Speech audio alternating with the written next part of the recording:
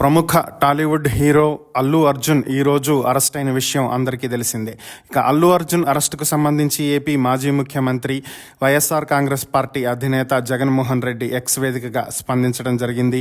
అల్లు అర్జున్ అరెస్టుని ఆయన తీవ్రంగా ఖండించడం జరిగింది.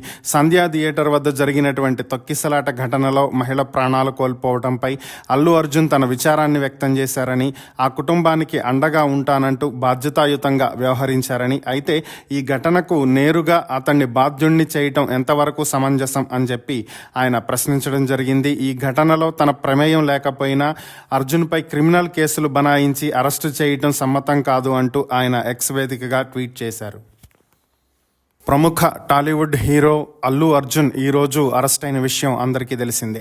ఇక అల్లు అర్జున్ అరెస్టుకు సంబంధించి ఏపీ మాజీ ముఖ్యమంత్రి వైఎస్ఆర్ కాంగ్రెస్ పార్టీ అధినేత జగన్మోహన్ రెడ్డి ఎక్స్ వేదికగా స్పందించడం జరిగింది. అల్లు అర్జున్ అరెస్టుని ఆయన తీవ్రంగా ఖండించడం జరిగింది.